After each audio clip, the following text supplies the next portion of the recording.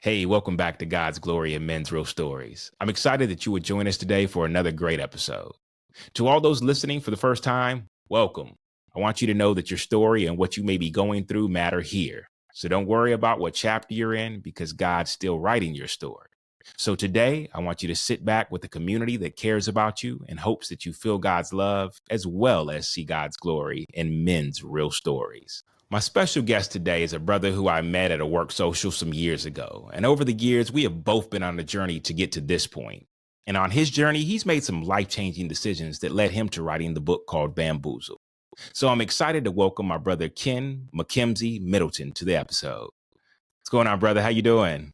Rob Money, what's up, man? It's so crazy, dude. Like, to your point of man, what a journey we've been on, the places that we've been in our life, like where we were before and how we partied together and did some things together, and to be where we are now, man. Super excited and proud of the things you are doing, and just excited to talk to you about Bamboozled and just continue this journey with you.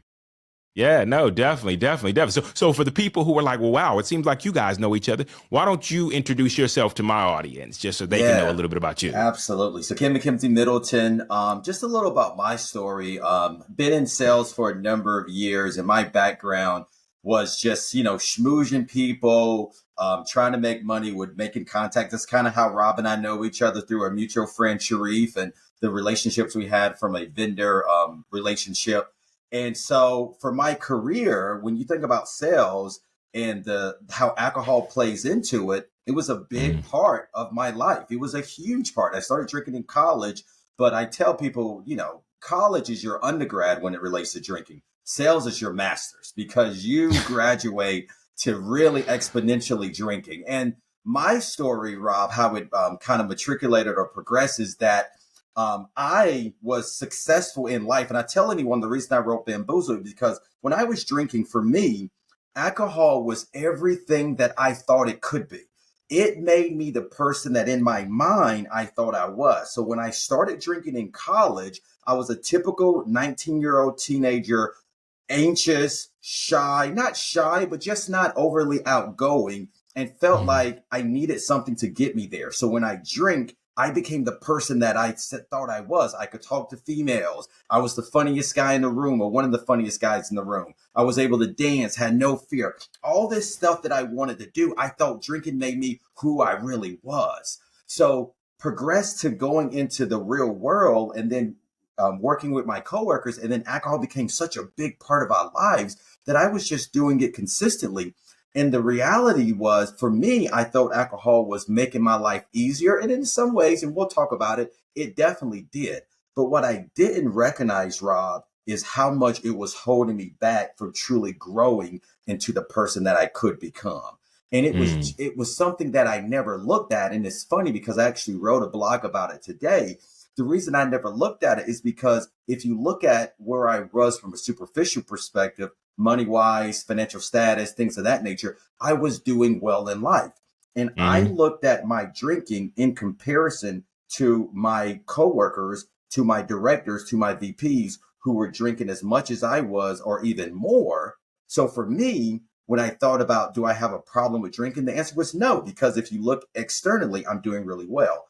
The turn came, and why I changed my trajectory and led me to writing this book, is when I tried to be my own boss, entrepreneurship, start my own company. And what I recognized in that 2.5 years that I was doing it, I just wasn't good enough with the person that I was then. I needed to have an elevated version of myself to be successful. And I always knew alcohol was holding me back. And I said to my wife, then girlfriend, now wife, before I go back into corporate America, I really wanted to say, have I given it 1,000% or 100%? So I decided, and I always knew alcohol in the back of my head, hangovers. I know I'm not 100% the next day. I'm not starting till 12 o'clock some days. I'm in that fog. My head is banging. I'm not making good strategic decisions because I don't have the mental cognition to do so. And I was like, you know what? If I go back to corporate America, I want to say unequivocally that I've given it 1,000%. I want to be able to look myself in the mirror and say that. So I said, Rob, I'm just going to quit for 90 days. That was the only commitment I made to myself. And my wife actually made it with me. We're not going to drink for 90 days. And let's see where it takes us. And I tell anyone, I had such an epiphany and such monumental results in those 90 days. And I tell the big thing, the thing that really mattered is financially how I progressed, right? Yeah, And yeah, because I definitely. was struggling financially before that. And I made more money, Rob, in those 3 months that I didn't drink than I had made in the previous 9 months of when I was drinking. And not just Okay, a so little bit more money, a lot bit more right. money. Right. Okay. So hold on. Let's slow down, just because I know some people are like, well, then, like, why would I buy this book, or what is he Yeah. actually trying to tell me about myself? Because a lot of people will look at it and be like, well, I don't have a problem with drinking, so why Yep. do I need to read a book that's for alcoholics? As that may sound, I want you to share who this book is actually written for. Absolutely. And that's where definitely where I was, when I think about writing, that was the purpose of it. The book is not, and it's the very first line you're reeling there. Let me start off by clearing up one thing. This book is not for alcoholics, because I never considered myself as being an alcoholic. Now, was I drinking more than the average person? Yes, because I was in sales, and salespeople just drink more than average people do. That's the nature of it. But was I I an thought it was alcohol? teachers. Yeah. Sorry, I just thought it. Yeah, maybe Sorry, that sorry. too, right? I actually was a teacher in my early career. That was the first profession, was teaching. But as I think about alcohol use disorder, 13% of people in the United States prescribe to it. 1.4% of people in the world prescribes have that designation. I didn't have alcohol use disorder. I just drink more than others. And for me, it wasn't about me stopping drinking because the fear of what I was losing in life. It was me stopping drinking because of the knowledge of what I could attain in life, understanding that I could be successful and continue to drink, but I couldn't have the level of success and the level of ability that I needed to have with drinking. And so when I Right. stopped, Rob, I started to just recognize all of these different lessons. Because for me, and this goes back to your earlier question of who is this for and why should someone read this? For me, when I was growing up, there was two designations when it came to drinking. Either you drink and you were fine, or you drink and you're an alcoholic. That was it. There was two dichotomies. Either you drink and you have no issues, or you drink and you're an alcoholic. As long as you're not an alcoholic, you're fine.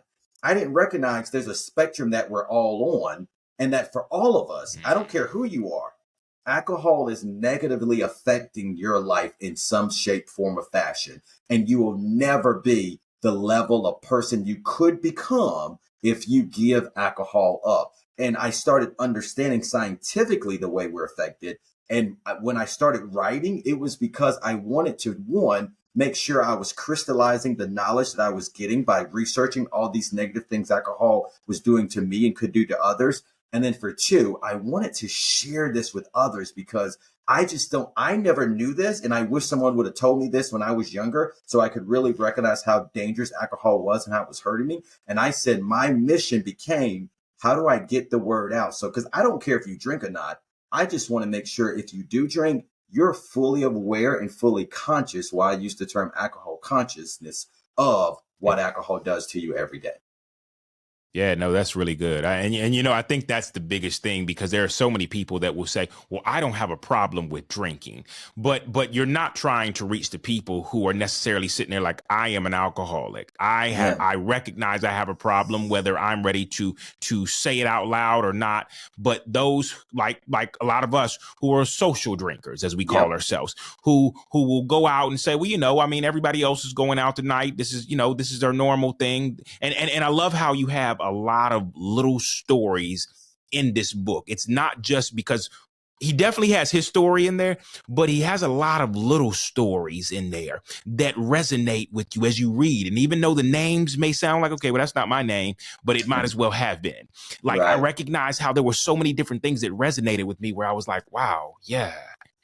I remember when I used to struggle with that. Mm-hmm. And being on the other side now of recognizing that, I quit drinking in 2022. 2022, I quit drinking, end of 2022. And I remember thinking to myself that on the journey I was going on, I didn't need to have drinking messing up my steps. I didn't need drinking clouding my thoughts. Mm-hmm. I needed to be attentive and I needed to be present for everything that was going on in my life. And I recognized how personally I used drinking like a lot of people, that it describes here in the book, that a lot of us, it starts off as just like, well, hey, look, I want to just get to know everybody, and everybody is going out and they're drinking. So what better way for me to network and socialize than hanging out with everybody? And that requires drinking. I don't want to be the one who's not drinking. And now I'm kind of like, well, they keep asking me, hey, would you like something to drink? And I feel like, well, no, I'm okay. And it's like, okay. And it kind of ends that communication with people. So, it's almost like you feel like you have to have a drink. It starts that way. Then you begin to drink it. And like I said, that's how we met even. Like, I'm sure it was over a drink. Like it was like, okay, well, yeah. And so I recognize that, as you described, not only just from the financial standpoint, because like as a man, our drinking bills are substantially more than most women. Is that fair to say? That is fair, my good man. That is fair. I think that's fair to say. So for most of the men, I hope that doesn't offend anybody, but I think that for most of the men, I think it's fair to say that our drinking bills are substantially more than our counterparts or for women. And normally there comes a point where it's not like we're keeping up with our tally. We get to the point where we find out what our tally is at the end of the night. And financially, it sometimes sets us back for something that now we're having to drink more to compensate for what we just lost. Is that not true? 100%, man. I mean, listen, you talk about like, and this is the thing that you hit on, Rob, that I just want to go back to and make sure I resonate with, talk to everyone about. The reason I wrote the book in the manner that I did is because there's a lot of literature out there now. What is the term quit lit? You say quit lit, most people know that's about stopping drinking. And I never saw myself in a lot of the quit lit literature, because a lot of the quit lit literature is about someone that was at rock bottom. They were going to sell their car, or they were going to lose their family, or they were in some financial bad strait. I never saw myself in that.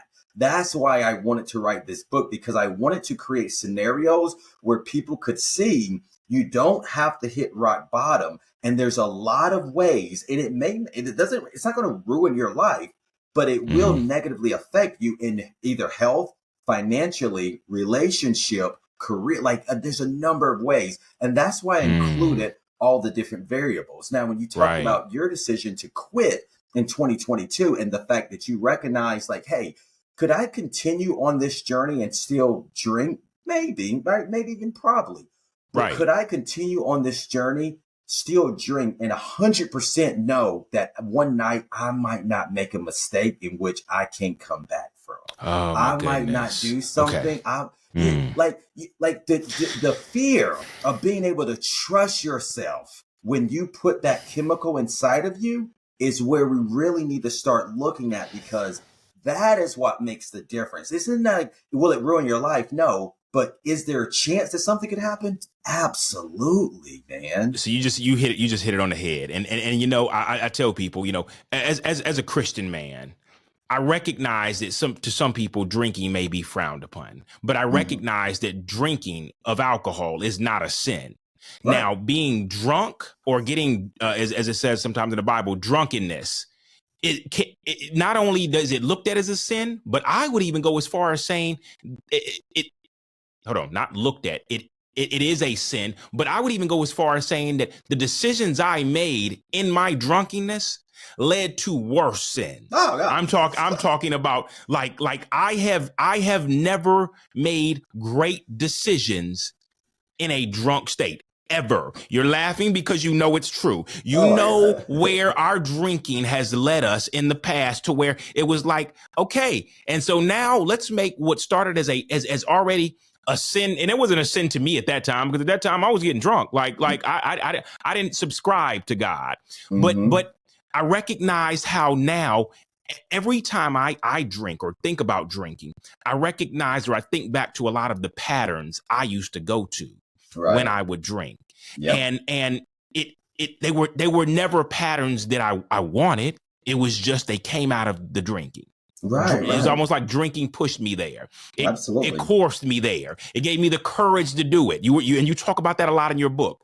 The courage that came out of drinking that gave you the like, why not? What's the worst that could happen? No. or no thank you or whatever. Like I can take 1,000,000 of those drunk. Yeah, man. I can only take so many of those sober. Like you can't take too many like no's. After a while, you just like, what am I here for? What am I drinking for?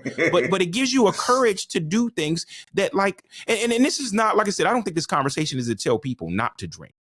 I think your book is all about letting people kind of like say, hey, here's a lot of information that will provide you statistics, numbers, stories to how it's playing an effect on your health. It's playing an effect on your finances. It's playing an effect on your opportunities. It's playing an effect on, I mean, help me with the rest of them. I mean, career, on your mental health, your career, relationships, all of those. Yeah. And you know, me being in the mental health space, I recognize how I find myself constantly growing.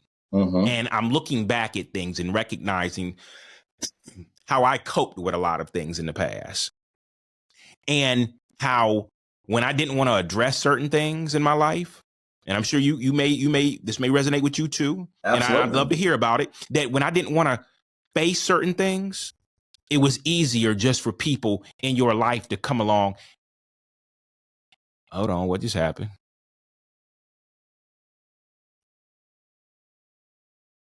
Okay, I don't know why my it just did that. I'm going to jump back in though. All of a sudden, Siri decided that she wanted to join in on the conversation.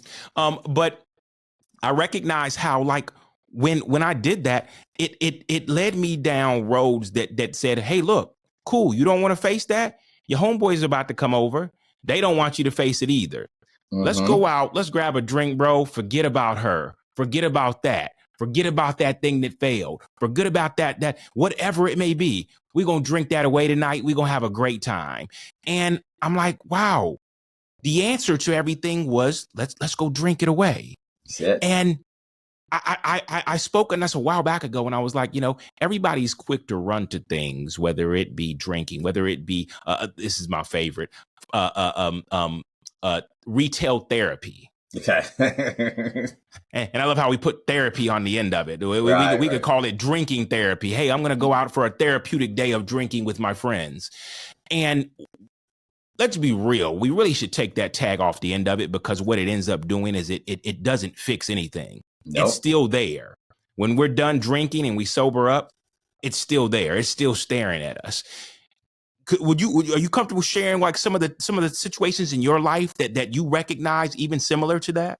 Well, I mean, you know, you and I talked about a little bit the call before the call, right? In regards to the maturation that has to take place by stopping drinking. And for me, I think, and this is something, Rob, that I hit on, and that's why I love what you're doing about God's glory in men's real stories, because part of it, not directly, because the book is for everybody, but I do recognize that as a man, there is a void in men really talking about this, because if you look at a lot of the sobriety groups and a lot of the groups out there that help quit lit, it's mostly led by women. 64% of people who have alcohol use disorder are men, however. But if you look at all these groups, mostly it's led by women, and women are in the groups, right? Women are really leaning into it because women more easily talk about their emotions. They talk about their feelings. They're honest. Whereas men, we got to be manly men. We can't really say how we feel. And you hit the nail on the head. If you have an issue, you go drink with the homies, right? You don't want to go talk to your boys about, hey, me and my girl are having an issue. You might talk about it, but you don't want to really talk about it. You ain't going to really say kind of how you're feeling and getting to the crux of it. You're just talking over that superficial level. So for me, when I stopped drinking and I started to have to sit in all the things I was going through, I had to grow up, man. That at the end of the day, and I tell people this all the time, I truly, Rob, didn't grow up until I was 38 years old and I stopped drinking. And let me tell you what I mean by that. Whenever I would drink, I had selfish tendencies that were very narcissistic, that were very focused on me. And if I really look at the crux of it and what I was doing and the way that I was behaving, it was childish. It was, I didn't get what I want. You're not listening to me. So I'm going to shut down. So I'm no longer going to talk to you anymore. I'm no longer going to communicate. I'm going to not see things your way because you're not agreeing with my point of view. When I stop drinking, because to your point, life doesn't, like, these things, arguments are still going to happen. You're still going to get in disagreements with your significant other. It's not like you not drinking is going to make everything perfect. No. But what happened is when these arguments happen, I had the mental clarity and the emotional fortitude to then start looking at it from the other person's point of view. And I wasn't blinded by the negative way that alcohol slants things to make me digress in my maturity and want to approach things for me, and make it about us. And I just started to grow up. I just started to look at things differently. I wasn't perfect. I still had issues, but I started to, when I made a mistake, recognize it so much quicker. I could lean into it so much quicker. I was apologizing so much faster. And then from that, my wife and I, we started to grow together. So now when we have disagreements and arguments, it never goes to what it was 2 or 3, 4 years ago. It becomes a conversation and we grew. But initially it wasn't like that. And so I tell people, when you stop drinking, you got to figure these things out because it's going to get a little more difficult, because before I would cover it up. Guys, we naturally cover it up with drinking. Now you can't cover it up. You got to sit in it. You got to deal with it. And then it's going to get harder before it gets easier, but it will get easier if you work through it. Right. No, that's so good, man. I appreciate you pointing that out because that's so true. Like, and I think we, like you said, when we were talking right before we started this interview or this episode, we were talking about how, like, a lot of times when it comes to drinking's easy.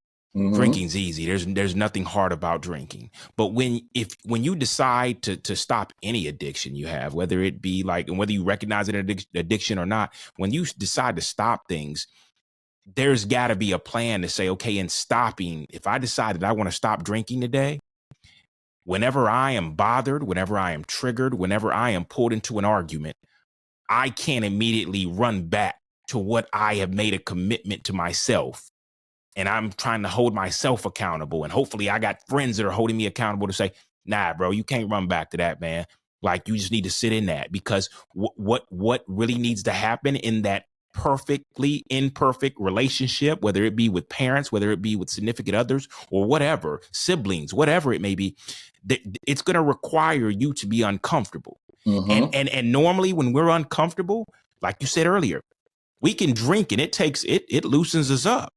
You know what? I'm good now. I'm what you want to do, what you want to talk about. And that's not the space we want to be in to have good, intimate conversations that are going to build bridges that we don't have to consistently burn down and build again every time because, I was just talking. I was inebriated. I was just, I said that because I knew you just wanted to hear it. But it's actually you saying, you know what, I'm going to hold myself accountable to actually work through this with you. And that's what a lot of us are missing. And not saying, I get it. The way society sells alcohol to us it's like a celebratory thing. Oh God, yeah.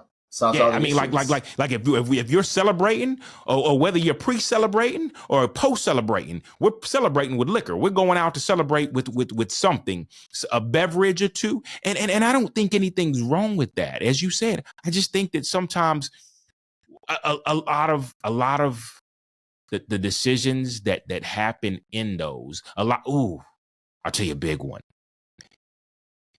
In my life, liquor has always had a way of bringing the stuff that I have had resentment for. It's like it brings it to the surface. Of course. And so now it's like sitting up there. You know what? Let me tell you about how I felt what you did last month. Since we own this, and since I'm feeling like, let's talk about it. Like, and don't get me wrong, sometimes it might get kicked off by whoever you may be around. Hey, look, man, what's wrong with you? Why you tripping right now? Why are you tripping? Tripping since last year. Wait a minute. How much you got in whole? I got a whole book I've been writing. And it just came back to my mind after I started drinking these drinks. And the truth is that those same things can be addressed. Yep. Those same uncomfortable conversations can happen, but they happen and they happen from a place of like, I don't want to just have this to attack and break up this relationship, but I want to have this to build and to grow. And maybe this may hurt your feelings now, but hopefully this will allow you to see that I want to be vulnerable with you about how I'm feeling, and understand that this is not like a thing of like, I hope that we fall out, and liquor helps us fall out every time, but it's more of like, I'd rather stay at home and we build over something. Maybe we have a glass of wine, but I'm not about to get to the point where I'm like, I'm 5 glasses in and I'm ready to write a tell-all and tell you first. Like, I mean, yeah. And well, the problem, and listen, so when you're talking about, the courage that it gives you, so it definitely will allows you to then say, all right, here's how I'm feeling, here's what's going on. But the problem is when you finally say that, and if you're drinking in a negative way, that how drinking affects your amygdala and how you think, you're not in the right mindset to have that conversation. You're just not, right? So it's all about, and I tell people this all the time, Rob, and I try to be so clear on this in the book. And when I'm ever talking to people, when you stop drinking, it does not solve all your problems. I want you to know it does not. That does not, your life is not. Now, will your life get better? Absolutely, it's going to get better. But there are a lot of ways that your life is going to get more difficult. Because, prime example, if you're used to going to networking events and drinking, and then the first few times you go to networking events and you don't have that alcohol in your hand, you're going to be uncomfortable as all. It's going to be awkward. It's going to be weird. And it's going to take you time to get through it. And I'll be completely transparent with you. Dude, it took me probably a year, if not 2 years, until I felt completely comfortable in social settings without alcohol. But now I'm completely comfortable. I'm not relying on any external factor for me to go into a room of people that I don't know and feel comfortable. Before, I always had alcohol as a crutch. So when you first stop drinking and you're trying to have these deep, intimate conversations with people, it's going to be challenging. It's going to be hard, but you gotta push through it, because you said it earlier, comfort is where we grow. And if you're not willing to make yourself uncomfortable, then you're missing out on the growth that you can have. And I tell people this as well. You got to realize that once you stop drinking and you start to grow and you start to then want to have true, intimate conversations, men's real stories, real conversation with people, there are going to be other people in your life, men and or women, who are not going to be willing or wanting to have those conversations, and you're going to lose them. And so I feel bad about it, but it's just so true. So good. No. And you know what? That's the beauty of having these real conversations right now. Because I'm glad you said that. Because see, a lot of people, they'll get to that point where they'll realize, like, wait a minute, people don't want to be around me anymore. As I sit in this space now, and as I lean in and I sit in this discomfort, and yes. That's facts. You will start to lose people who are only comfortable when you're drinking, only comfortable when you're sabotaging your life. They're only comfortable when you're out here making the same mistakes as them. Because the second you decide, and I'm so glad you even said it about the 2 years. It took you 2 years to get comfortable with that, because I remember those days when I would go to the bar and I'd be like, hey, look, check this out. Can you make me a Coke and Crown, but like hold the crown, like just make it a Coke on ice. I just don't want to look like the guy in the bar who's hanging out with everybody without a drink. So but that's how I literally was feeling so uncomfortable that I would just buy a Coke so I wouldn't look like the square. Instead of feeling comfortable in my own space with a bottle of water, and I recognize that I've gotten to the point where I was at a bachelor party for a whole weekend one time, and every guy there was like, "You're not drinking," and I expected them to be like, "Bro, that's kind of whack," but the responses were like, "Yo, that's cool, bro. I wish I could get to that point where I didn't need this, man. I wish that I could get to the point where I didn't feel like I had to drink, or I didn't feel like the pressure of drinking because it's all here is there." And it's like, yeah, I said, it takes self-control. Don't get it mistaken. I said, y'all almost got me on the little boat party. I mean, the little seltzer waters, the seltzer drinks, but the self-control kicked in and was like, yo, you don't need that though. You don't really need it. You just want it because it's there. It's Yeah. cold. It may enhance the party, but people are truly enjoying you for who you are right now. Now think about that. They're enjoying you for who you are with nothing. And not to say that you may be more, but like regardless, sit with that for a second and realize that it's okay to say that, hey, look, I'm not going to do this. And if people don't enjoy your presence, even in that, it's okay to even say, hey, look, well, cool. Like maybe this isn't my circle and maybe this isn't my scene, and that's okay. I mean, what happens is that over time, so two things happen. One, to your point, you're going to have your friends who they're not really going to want to be around you because you don't drink, because they're used to it. They're used to the superficial conversation. They're used to going out, watching the game, talking about nothing, which to your point, once again, cool with that. There's a place and time to do that. It's just where you hang with the homies, you chill, you do nothing, you just relax, right? But then there's times in which, hey man, let's go have a coffee. Let's go and talk about something real. Let's talk about what you're doing in your life. Let's talk about what I'm doing in my life. Let me talk about how I'm feeling about this situation. At some point in your life, you need that balance of having the, hey, I'm hanging with the homies, and then that balance of, hey, let's talk about some real stuff that I need your opinion on, and I want to get your feedback on. So what happened is, one, they're start like, because they don't want to, they know you don't want to always drink. And when you try to suggest something else, they're like, oh, I'm not really trying to hear that. They're not trying to hang out with you. And then what will happen, the other thing is, two, you'll really not have anything or want to hang out with them as much anymore, because there won't be that much in connection anymore. Like there it is. What they do and what you did, it's almost like sometimes I think about like an artist that almost like the concept of arrested development, right? You get to a level in your life, but you don't see any more growth. Like you get to a level, like I think about artists, if you think about the different artists in the days that I think, like I love Lil Wayne. Lil Wayne's my guy, right? I think from a rapping perspective, he's my guy. But Lil Wayne is still talking about the same stuff he talked about 10 years ago. Like, how have you not grown? Like, how are you still talking about the same stuff you were doing 10 years ago? Oh my goodness. Okay.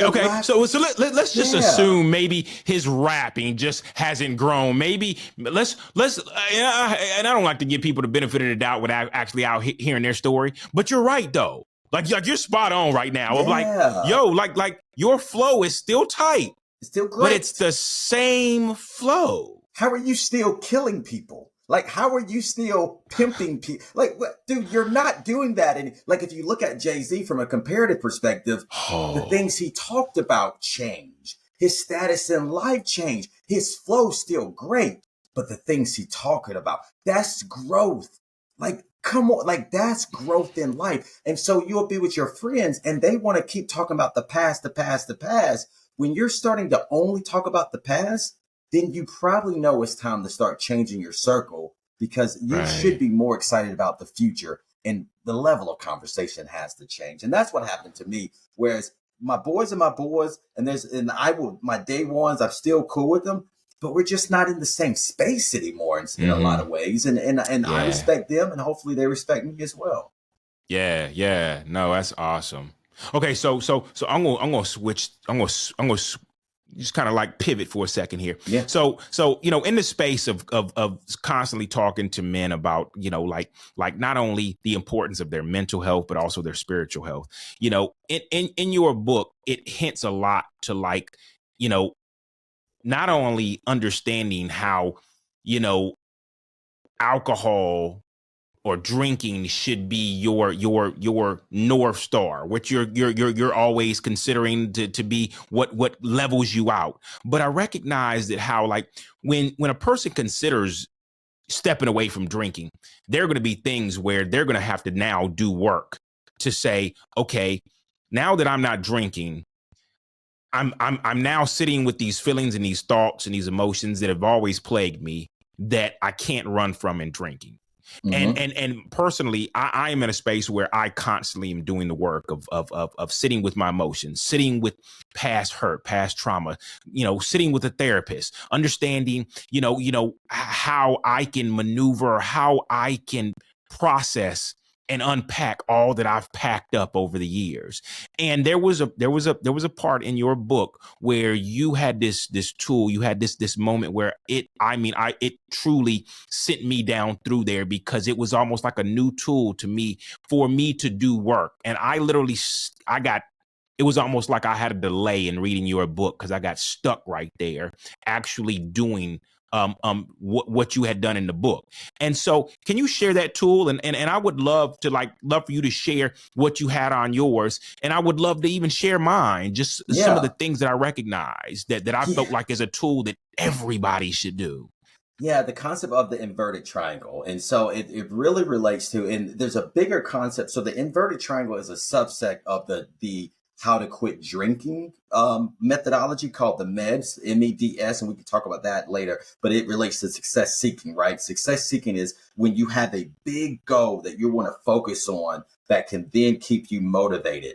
But the inverted triangle is like when you identify what is the one thing that if you can get it under control, you can then do almost anything in life. I feel like everybody has something, right? Whether it's, for some people, it's sex addiction. For some people, it's financial focus.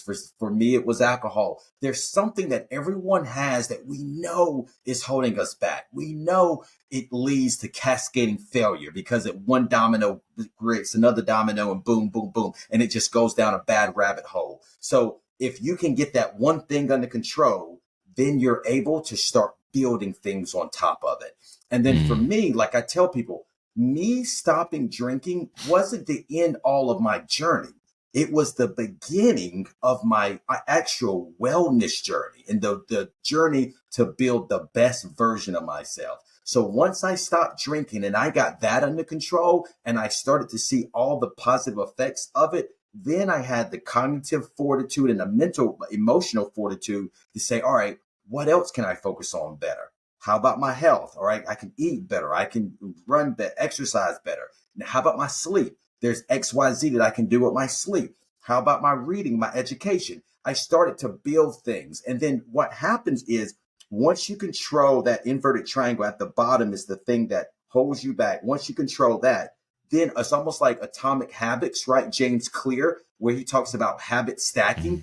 You're putting things on top of it that's allowing you to grow. So to your point, mine, like for me, my ultimate goal is to be an accomplished writer. So here's mine for the audience, right? So it's around alcohol being the base.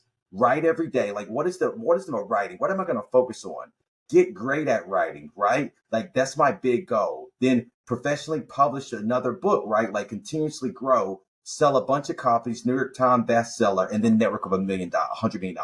Like a big goal. And I tell people you need this because it needs to be something that you know your previous alcohol conscious self couldn't have accomplished. You need a goal that, to your point, alcohol was your North Star. Alcohol was the thing that you would go to. Now, what are you going to use to keep you focused on the future? What are you going to use to push you to say, I need to get better at this emotional discomfort?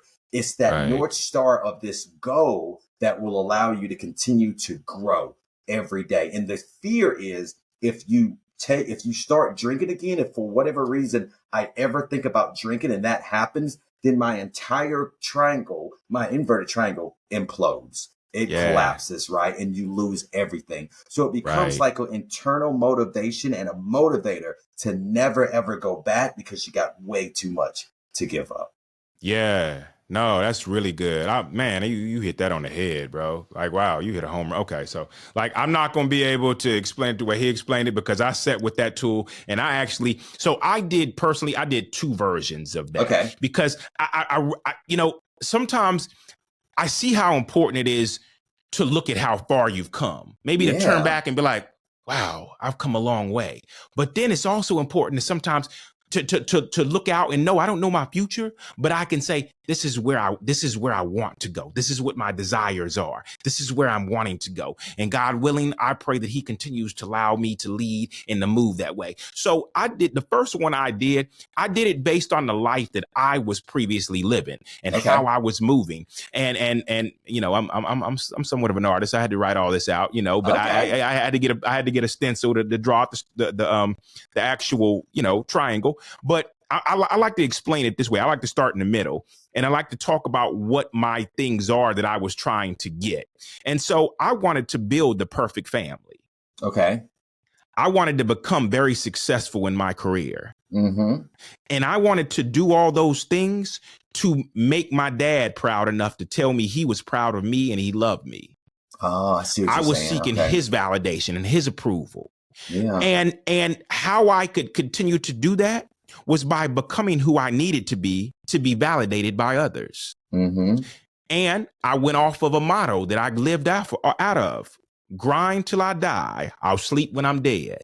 Okay. So as long as I could continue on those two things, I would accomplish these things. Absolutely. Problem is I accomplished a lot of these things, and I never got what I thought I would receive. I became very successful. I felt like, I thought that I had done everything to get his attention. I had done everything to say, he's going to recognize this now. And I never got that. So I recognized that what I couldn't do, what my bottom base was that I couldn't be my authentic self, the authentic me, to experience all this. Because I had to live behind a facade. I had to live behind what I wanted to project and how I wanted people to see me, and not actually who I was. So I abandoned a lot of myself to work my way up this ladder, to realize that at the end of the day, this was never promised. I couldn't control how he moved or how he responded to what I did. And so that left me very defeated. It left me very defeated. So I continued to self-sabotage my life because I realized that I couldn't get this. So you know what? I'm going to sabotage everything that I've done by running to things like liquor, running to things like women, running to things like pornography. And eventually, just like you said, this whole thing imploded. My whole life, with everything I had done, trying to build the perfect life, imploded. So now, in the life that I'm currently living, my three things that lead up to what my biggest desire is I'm going to be my authentic self, healing and growing for life. I'm going to be the father and husband my family needs me to be, and that takes me doing the things that fill my cup up, to make sure that I'm taking care of myself through self-love, self-care, different things, making sure that I'm good mentally, emotionally, physically, to where I can actually have the strength and do what it takes to be that father and husband my family needs me to be. And more importantly, I got to a point where I recognized that I want to make my heavenly Father happy, knowing that he sees me and loves me already. Right. I can stop looking for the validation from people who may not know how to tell me that they love me and they're proud of me. And it's not that they're not proud of me. It's not that they don't love me. But a lot of times I've recognized that my father, he cares a lot about me, but he learned from his father. That's it. And they learn from their fathers how to raise boys. And that didn't always look like being there emotionally and mentally for them, being there and letting them know that you matter, and that I love you, and that it's okay to cry, and that being a man is not all about having this tough, stoic mentality that allows you to forget about what's going on in your life just to look a certain way for everybody because I'm on top of this hill and I'm strong and I've outdone everything. But I've also realized that in accomplishing these things, what that meant that I had to do was I had to spend quality time with God and myself. Right. I had to spend time in community, sharing and carrying others' burdens. Okay. You know, like we talked about what we're doing here as we sit down and we talk, as you were describing, sitting down and having those below surface level conversations. with people, knowing that like it's not always about like the how much money we're making and how our wife is doing or our kids are doing and what car I just bought. But like, bro, I'm not gonna lie. I've lost myself in trying to provide for my family. I've lost myself in trying to be who my company needs. Yep. And in all of that, the scariest thing that could implode this entire thing would be going back to my past patterns. Yeah. And so that man, like when I say that, so if you don't do nothing else, this book is worth you buying just so you can see how he explains it, and you can do that same. You can sit down and do that same thing with how he breaks it down for you to understand that, because that was so powerful to me, bro. Like I said, I got stuck on that, just like, whoa, wow. I needed to do that. I needed to do that. Like I said, not only to see how far I've come, but to see where I'm going and what my desires are and what could cause that whole life that I want to implode. So First of all, thank you for that. That was powerful. And I'm sure, everything is a recycled thing. I'm sure you learned that from somebody, but if it hadn't been for you writing that in this book, I would have never actually seen that tool, because that's a really great tool for people to actually sit down and do in their lives currently, to look at like, hey, look, do I even have 3 building stones? Yeah. Or am I just like stuck at like, we going drinking tonight? And that's like my top one. Like, am I going to make it out to drink tonight? Am I going to make it out to party tonight? Am I going to make it out to whatever I'm doing, running to whatever it is that gives me temporary happiness and comfort? And you might be surprised that like, I'm ashamed. I don't actually, my pyramid is like 1 block or 2 blocks. And there's nothing wrong with that. But now that you know that, like, what are you going to do about it? What you going to do about it? And that's the point, right, Rob? I tell people once again, and I love the way you said it earlier. One of my greatest mentors, Koban, always say what he wanted to do when he leads people, it's not about telling them what to do. No one's trying to say you need to do this. It's about giving people perspective. You do with it what you desire. But I just want to give you perspective so you can't say you didn't know. And then when you talk about growing, and I love what you did, like it's around you assessing what have you done in the past? How did that work out for you? Right.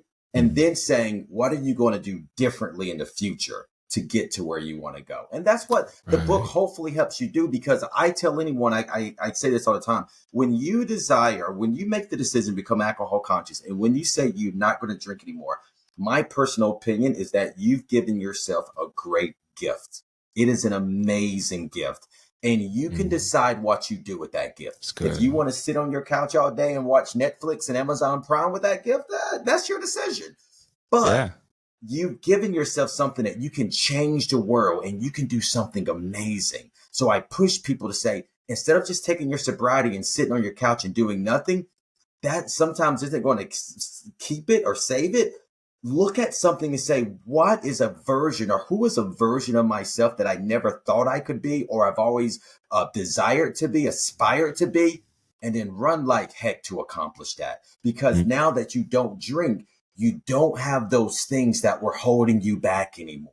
Alcohol is the great governor of life. I tell anyone, governor in the sense of like on a car governor, a tool in like a school bus or UPS trucks, where it can only go so fast. So what alcohol does for a lot of people, it artificially gets you up somewhere quick, like to relax and have a good time, blah, blah, blah, blah, blah. But you're only ever going to go so high. It's giving you a ceiling that you're going to keep hitting your head. And the reality, Rob, and here's what I really try to tell people, the older you get, the more that ceiling goes down. It lowers that ceiling on you. Yeah. The older you get, the worse it becomes. When you take alcohol away, it's going to be harder for you to reach it because you don't have that artificial thing getting you there. But now you have no cap. And all of a sudden, you're able to go higher than you ever could before. And that's what I tell people. Your sobriety is a gift. Your alcohol consciousness is a gift. Believe it so, and give yourself a goal to do something amazing, because the world is your oyster, man, and there's almost nothing you can't do when you have a clear, focused mind without anything hindering it, such as alcohol. That's so good. As you were saying that, I literally had this picture of a dog sitting in a yard with a chain attached to him. And I was sitting there thinking about how like every kid loves to mess with that dog because they know he can only go so far. And to the day that chain broke and that dog realized that there is nothing holding me back. What held me tied to what the places I wanted to go and the things I wanted to do and the kids I wanted to get, that chain broke today.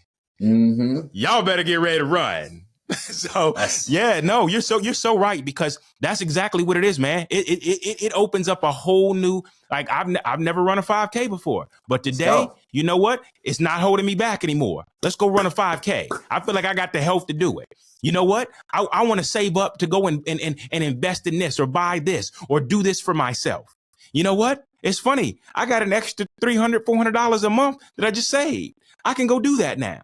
Like it opens up the possibilities in your life to do so much that if somebody was to put it on paper or to offer it in a podcast episode like this to you, to where you could understand, like, wow, okay, well, I mean, when you put it like that, I mean, like, you know, okay, well, maybe I could like lay off like one of those 6-packs, one of those 24 packs for the weekend and just see what happens. Like you said, maybe I could take that 90-day journey to say, you know what? Let's see what's the worst that could happen. I'm going to take a 90-day journey of no liquor. I'm going to cut it all off and see how I feel. And see, and I haven't met anybody. I got a next door neighbor that did that same 90-day journey. And not only did he feel good, but it was funny. He was like, dude, I'm losing weight too, which is even better. And I feel healthy. And I'm like, yo, all right, okay. Like, this is even before I had completely stopped, but I was inspired by his 90-day journey. And so, you know, I'm proud of you, man, for not only doing this, but then saying, you know what, I can't keep this to myself.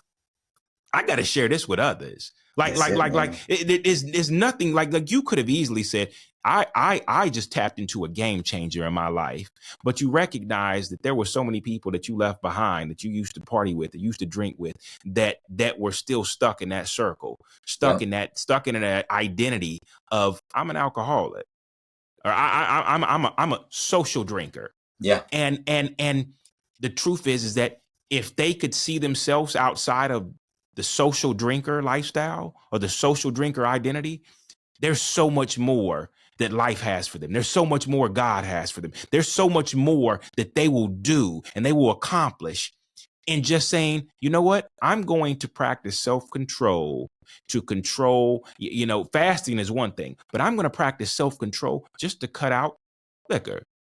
I'm just going to cut out. I'm going to cut just for all the benefits of seeing how that benefits my life. So like I said, man, I appreciate you putting this into a book with a lot of great stories. I mean, I like if you guys come here for stories, he's got a book full of them, and he has names that you know that it might be your name, but at least the story may resonate with you. And but it's a great read. It's a great read, and it may not be a fast read, because there are moments where you gotta kind of sit there.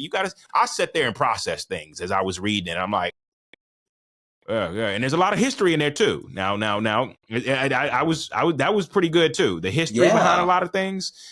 That was my goal, Rob. So my goal was a few things, right? One, it was to give people context around how we got to where we are. Why do you drink, right? I broke up the book in kind of 4 different ways, right? 4 things.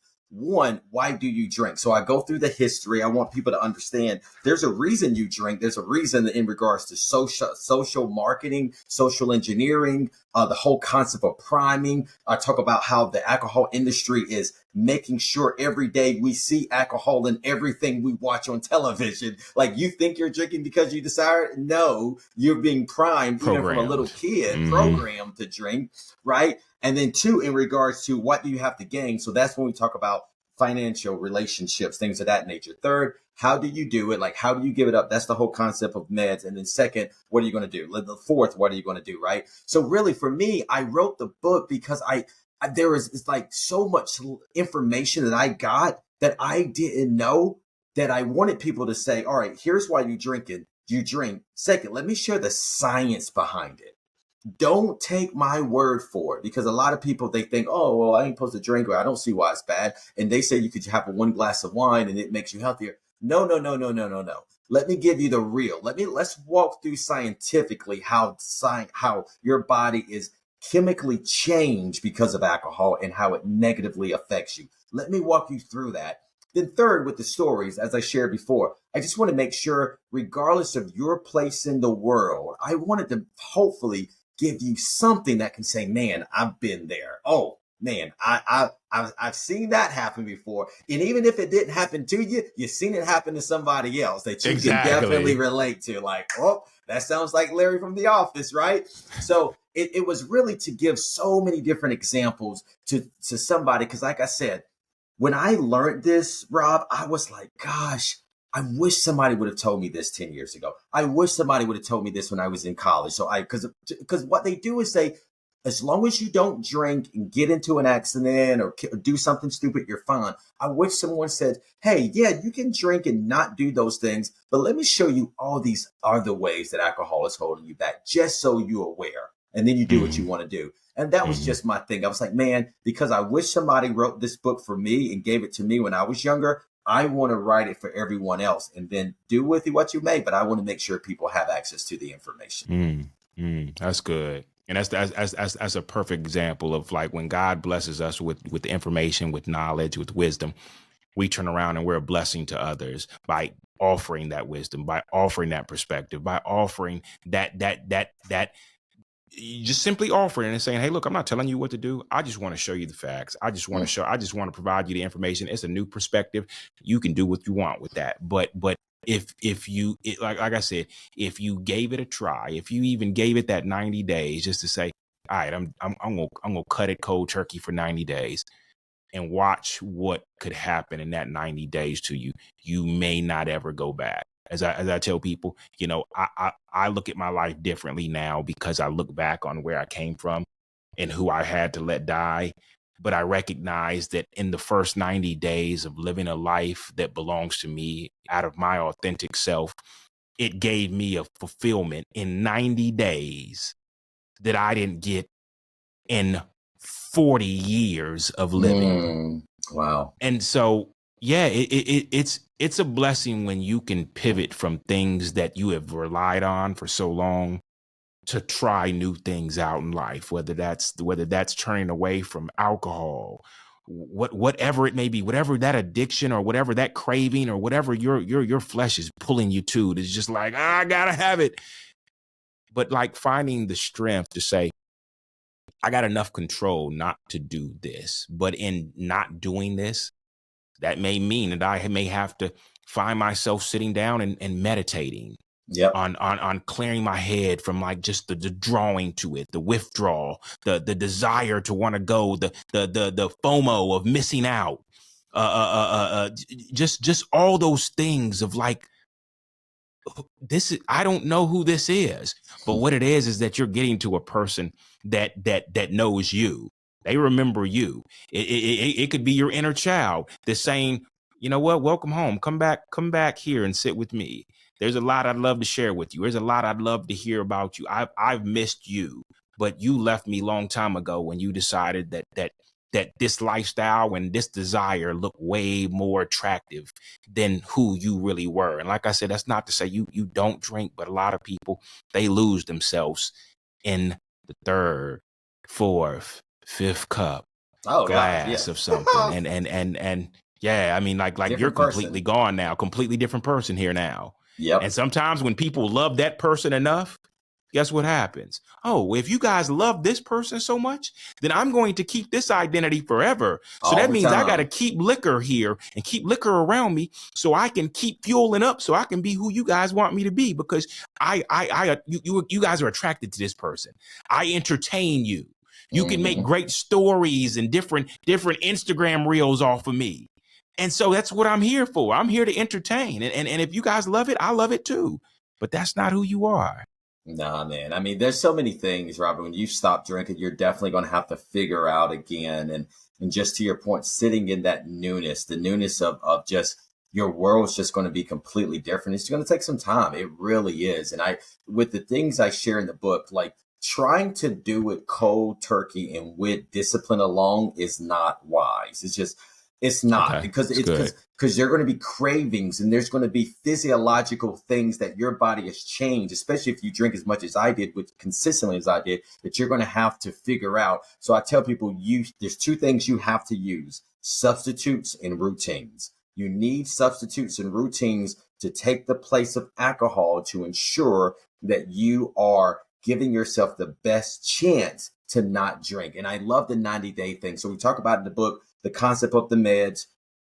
M stands for mechanical reengineering. That's about, hey, you need to like really, really educate yourself about alcohol. You really need to read. And I tell people, when you're starting the first concept of the meds, with the M version, the M letter, you can still be drinking. You don't need to stop drinking when you're going through the first part, because, and I like when people are drinking, because when they're reading about all how alcohol affects them and what it's doing to them, then because they are drinking, they can compare it to their real life and say, is this happening to me? Right. Am I experiencing this? Oh, Ken talked about the next day when you wake up, you have anxiety and it gets worse. And I thought that was just me before. I didn't realize it was the alcohol that actually causes that anxiety, because it artificially eases it. And then once that alcohol is going away, your anxiety bounces back even stronger, because it was artificially depressed before, right? So just all the different ways, your lack of sleep, how you wake up at 2 o'clock in the morning and can't go back to sleep because your body's still kind of hung over, and the dopamine reaction or the dynorphin creation is spiked up, and your body wakes up in this highly anxiety or anxious state. All the scientific ways it affects you, so you can sit in it, recognize it, and then say, okay, I want better for myself to experience this. I don't want this. E stands for exercise commitment. And the reason exercise is so important, you talk about running the 5K a minute ago, because the reality is, when you stop drinking, you're going to miss that dopamine spike. That's just the reality. That chemical artificial dopamine spike, your body's going to be so used to it, you're going to need something to replace it. Some people from a routine might have been used to 5 o'clock every day, hitting up the happy hour. Your body is an amazing species, or an amazing entity, in the sense that when you've done something for so long and your body gets used to it, it starts to prepare and think it's going to happen. So if you go and drink every day at 5 o'clock, around 5 o'clock, your body will start craving alcohol because it's so used to that pattern. That's how smart your body is. It's so used to you always drinking at 5 o'clock and releasing the dynorphins to combat the artificial endorphin spike. It'll preemptively release those dynorphins, and you will feel yourself craving alcohol. That's how alcohol used to sort of start. Therefore, to combat that, you need another habit that you can do around 5 o'clock, 5:30, to fight that craving. And a great thing to do right after work is exercise. Like I tell people, exercising is going to, it gives you not the same spike as alcohol because it's artificial and it's chemical, but it can give you a dopamine spike and that endorphin spike that you get from having a really good workout or a really good run. And then the second aspect of exercise that I love when I think about quitting, it just relates to a lot of people. They love that external validation for what they're doing internally. And there's very few things better than like, man, Rob, what are you doing, dog? You look amazing. Like you talk about your friend that was losing weight. Like that's going to make him be like, you know what? This not drinking thing, I might need to hold out on this for a little bit, right? So I think it helps with that external physical validation of the change inside. Next, we go to D. D stands for diet improvement. And the reason I say diet improvement is important to exercise commitment, because it's just a connection of, if you work out hard and you eat like crap, you might not see that change that you want to see, right? That doesn't really help. So you want to eat better. But the other side of it is there are certain foods that actually reduce cravings too. Vitamin D, if you get a lot of vitamin D, it actually helps with serotonin creation, which will help with your dopamine missing that dopamine. So it will help you reduce cravings. Green leafy vegetables, B12, from vitamin B12 that you can get from green crucifix vegetables, help also with your cravings. It will reduce those cravings. So if you eat healthy, you actually give yourself something that's fighting that craving for you. And then lastly, the S stands for success seeking. That goes back to the inverted triangle. You just need that North Star, man. You really need something that you're focused on for your future that really makes you never want to go back to drinking. There's a concept called the wallet analogy. I didn't put it in the book because I didn't coin it, so I'm not going to take credit for it. But I did get it from my man, Jeff Graham, and it relates to success seeking. And the wallet analogy is this and how it relates to how this goal helps you. If you're walking down the street by yourself and some big dude comes, a big swole looking dude, tattoos everywhere, tattoos on his face, looking menacing, and he comes up to you and he just walks up to you. He's like, yo, give me your wallet, punk, like Debo did back in Friday, right? Give me your wallet, punk. So like your wallet, this is a brand new wallet. You don't have anything in it. You just bought it from Target for $5.99. You have no sentimental connection to this wallet. Now this guy, Debo looking dude, he might not have a gun. He doesn't have a gun. He doesn't have a knife, but he's big. And would he mess you up? The chances are if push came to shove and you guys had to scrap, you're going to lose this battle. So are you going to give out your wallet?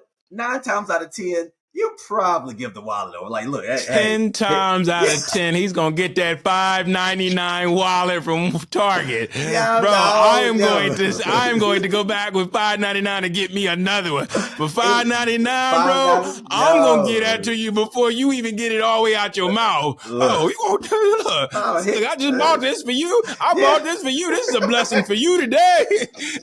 Love of the thing, right? So now, take that same situation, same big Debo looking dude walking down the street. Hey, punk, give me your wallet. But this time, this is a wallet you've had for 10 years. This is a wallet that you have all of your information in, your credit cards, your driver's license. You got pictures of your family. You have goals and notes you've written to yourself about what you're going to do in your future and how you're going to, like checks that you've written to yourself. You got pictures in there or notes or sentimental value from your family, your wife. You got things in there that you cannot replace. If he takes this wallet, there are things in this wallet that you will never, ever be able to get back. In that situation, you look at him, you size him up, and you're like, man, this dude might kick my tail, but are you going to give up that wallet that easily? Are you just going to be like, are you not going to fight for that to keep that wallet? Or at least say, nah, man, I don't think I can give you my wallet, dog. I got to fight for this. So that's the wallet analogy in the sense that when you stop drinking, that wallet in your pocket with all of these amazing things is your body, it's yourself, it's your person.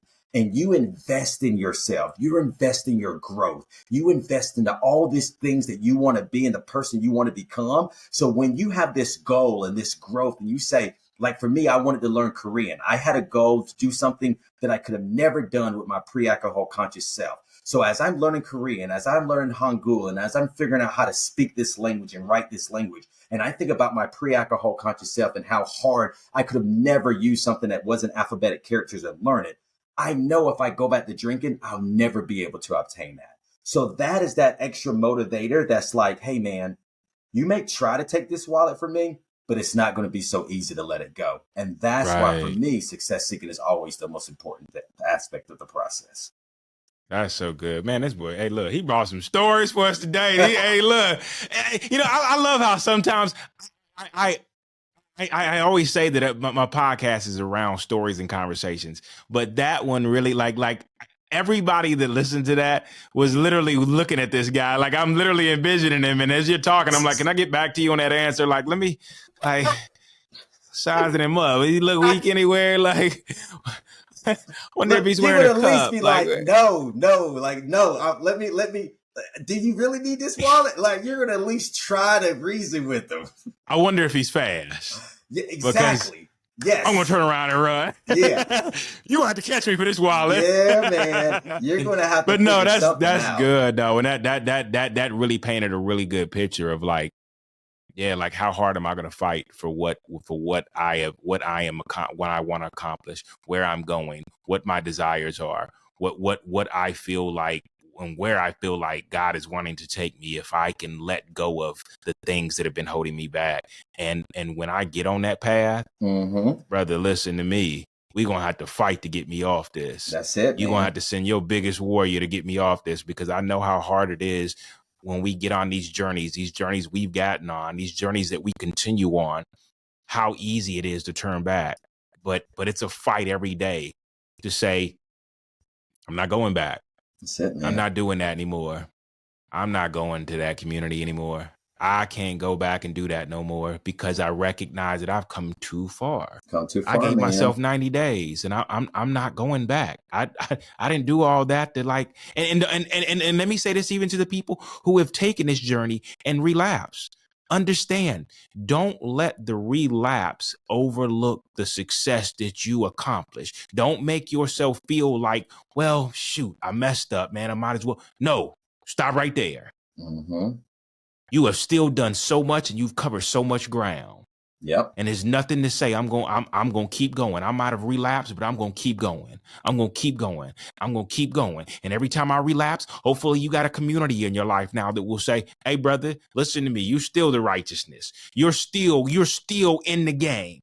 Don't you forfeit where you're at and where your ground you've taken to turn back because you messed up, because you gave in. Because the truth is that every time you take back ground, you're covering more and more ground. And you're and understand, everything comes with failure.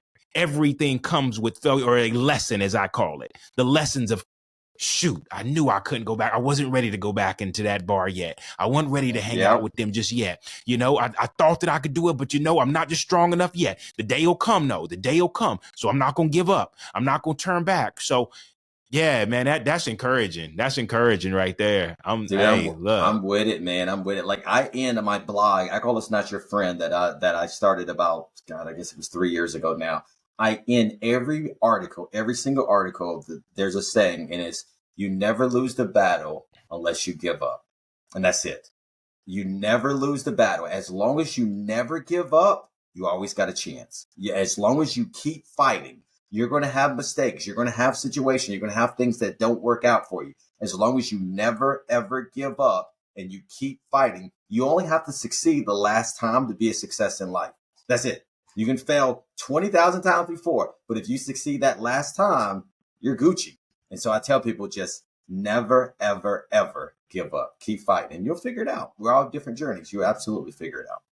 I love that. Well, I appreciate you. I appreciate you ending this episode on that, because I normally like to ask people, like, how would you end this? And you must have already read my mind, because that was a perfect ending. I couldn't have done better. Bro, let's do this again. Oh man, I'm here, man. I love what you're doing. No, this is awesome, man. This was awesome, bro. I really appreciate you taking the time to sit back and talk to my audience and just share what God put in your heart to provide to so many, just to continue to keep the blessings going in this community. So, brother, thank you so much. Thanks, Rob. I appreciate you. And look, man, hey, look, to all my listeners, hey, look, before you go, I always forget this, man. I don't know why I forget this. Share your information with people so they can connect with you and they can know where to find your book and know how to, and even know how to run up on you in the grocery store if they want to. Absolutely. Man, I forgot myself. So first of all, the book, thebamboozledbook.com is where you can find it. THE Bamboozled, BOOK.com. You can buy it there. You see it right there. You can buy Amazon, is available. You can purchase it for me, and I actually get more money. So I would appreciate if you do it that way. And I will actually give you a signed copy. If you go to thebamboozledbook.com, you can purchase it from me, signed copy, or from Amazon. Digital version is out too, whatever you desire. And then as far as on platforms, Ken M Middleton on Instagram, that's where I mostly spend a lot of my time, or Ken McKenzie Middleton on LinkedIn is where I spend a lot of my time. So Ken M Middleton is my personal life. Ken McKenzie Middleton is my professional life. So hit me on either one and we can connect and wrap. Awesome. Well, hey, brother, like I said, thank you again for spending time with me today. Thank you for the conversation and the stories, brother. Thank you for just sharing a piece of you and your vulnerability and in the walk and the journey you're still on and you'll continue to be on and encourage others to be on. And hey, man, I appreciate your time. I thank everybody for listening today. It's been a great informational conversation. I feel like we unpacked so much there for you just to kind of like think about it and like just process through and by all means, man, you gotta get this book just to one of these, because man, listen to me, that was a game changer for me. Like that was but there's so much more in there. There's so many stories. There's so much for you. So hey, you guys be blessed. Thank you again for your time. We'll talk to you again soon. We appreciate you listening today and hope that if you enjoyed this episode, you'll like and subscribe and also listen to past episodes. We hope to bring you great future content as well. Please comment your thoughts on this episode as well as leave any prayer requests below so that this community can pray alongside you. Also, don't forget to follow us on Instagram, Twitter, TikTok, and Facebook at God's Glory and Men's Real Stories. Brothers, we understand how the thoughts of even facing your own past and current story and the pain and hurt that come along with this is no easy task. But you're not alone, as you hear in these episodes. Nor has God forgotten you or left your side, as He's in it with you, fighting alongside you through the storms of life. He loves and has already forgiven you, no matter what you have done, and He wants a relationship with you. Your healing, freedom, and growth are important to God, and to us as well. Maybe you're considering giving up, or need someone to talk to. Here are a few resources that already exist that we hope can shine a light into that dark place you're in. The National Suicide Prevention Lifeline number is 1-800-273-8255. If you need support but are not in crisis, consider reaching out to a warm line with individuals who would love to talk with you. Speaking to someone on these calls is typically free and confidential, and run by people who understand what it's like to struggle in life. Find a local number by going to warmline.org.